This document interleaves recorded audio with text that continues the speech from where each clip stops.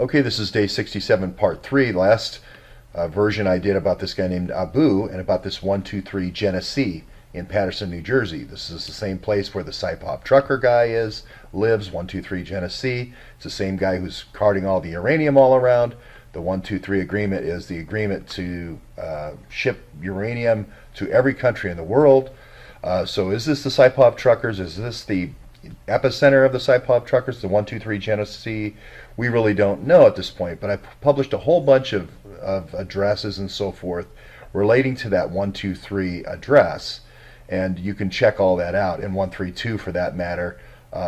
So there's just all these addresses in the 123 neighborhood. But what's interesting is there's a connection to this alleged terrorist for the bombing in Chelsea. And I know I've talked about that a lot, and I've done a lot of shows on that, but I have always asked the question, how do two Egyptian guys here come into the country, place a bomb in full sight that they're photographed, they're on television later that night, okay, and get out of the country? If they're not friends of Andy McCabe, how do they do that? If they're not friends of the counterterrorism group, how do they do that? The thing that leads me to believe that they did know Andy McCabe, and that is the way they got out of the country, is because I went to the Benghazi hearing and I saw all the operatives and informants that Andy McCabe had cultivated in Cairo, Egypt. I was amazed at how many people and the amount of money that they offered these guys. Now, this guy here, the guy who actually got pinned for it, I believe was a low-level cashier living in Elizabeth, New Jersey, not quite in the epicenter, but the activity all seemed to center around this mosque at 123 Genesee. So that is kind of like the key planning mosque. Andy McCabe goes to these mosques to do recruiting of informants, so it just kind of all fit together. Now, if you don't know the Egyptian intelligence service, it's called GID. I've mentioned this before. Andy was giddy to get GID folks. It was kind of my mnemonic. And it seems like the way Andrew McCabe does things is he kind of slots people in different roles. The Egyptians tend to fly the planes. The Pakistanis tend to be the sort of do everything with the drugs. The Russians tend to be more the hackers. The Uzbekis seem to be more the truckers. This kind of reminds me of the old way that Rockefeller used to do with the Pinkertons. You know, he'd bring all different nationalities into the mine. One group would do one function, and it would be compartmentalized so no one could talk and communicate and unionize. So that's just kind of an interesting angle there. But again, how do these guys get in and out of the country, dropping not one, but two, and numerous pictures of them dropping these bombs all over one of the most photographed areas in the country? So you probably remember, but there was numerous pictures.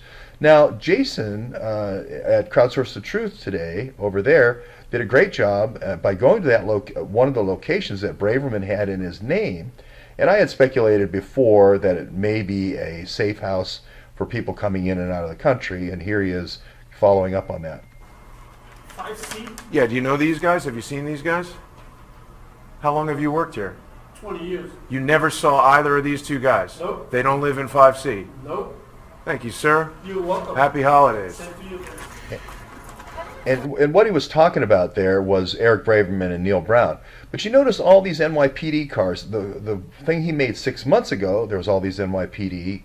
And then today, again, the street was lined with NYPD. It's because NYPD is across the street on 21st Street. Well, one of the things you would do if you were bringing a team in to New York to do a hack, let's say you're bringing Russians in to hack Trump Tower, you would bring them in. You would have the Egyptians first have to stay somewhere, and you would create a diversion, right? Now, the Russians are going to be driving. The Russians are going to be driving around New York City, right, with these vans and so forth. So they're going to need a place to stay for a while. So, was this place in Chelsea a place for operatives? You know, they were in Braverman's name. He was a DNC CEO. Was that kind of the center of operations for the DNC for operatives in New York City? We don't really know. But we do know that Fusion GPS was actively hiring a foreign spy, Christopher Steele, to give information and leak it to the press. This is David Korn over at Mother Jones, and he's currently on the hot seat saying, hey, how did you happen to be talking to this guy? And then there's an FBI informant named in here. Of course, it's going to be Andy McCabe. So this is the old, hey, this is kind of weird. And they were dropping these different hints or, bombs before the election to try to do an October surprise. One of the October surprises was this October surprise, which was this is the Trump Tower hack. It was between two Russian banks called Alpha Bank 1 in blue, Alpha Bank B in red, and then there was another communication from the Spectrum Health, which I believe, again, anytime you go to health and drugs, that's going to be the Pakistanis. They're coming in from Michigan, Grand Rapids, Michigan. But the Russians, the hackers, are going to be coming in from Alpha Bank A and B. And what you want to do is this sort of looks like the initiation of Andy's insurance policy on August the 15th, where Andy has the big meeting in his office the next day. Here are the Russians, boom, you move from almost no activity to boom, you spike here, and then they try to find servers and so forth. And the key is you want to find servers and you want to access these accounts and you want to get in the accounts and find some dirt, right? But then they're not so successful in that initial wave here. And now nothing really happens until about a week before the election. Again, we're into September. Now, if you're bringing these guys in right here, somewhere in here, 15th or so, into Chelsea, and then the attack is toward the end of, the next couple of days, the attack occurs. And they really spike here, and then the thing gets shut down.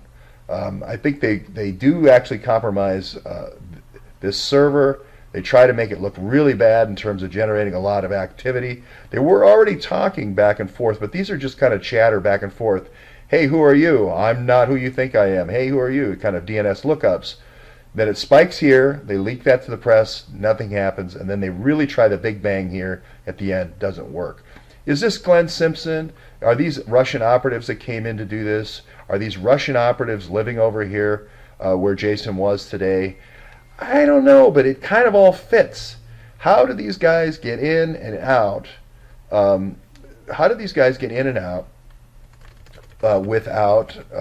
With being on television? I mean, there was stuff that night of these two Egyptian guys in and out of Manhattan.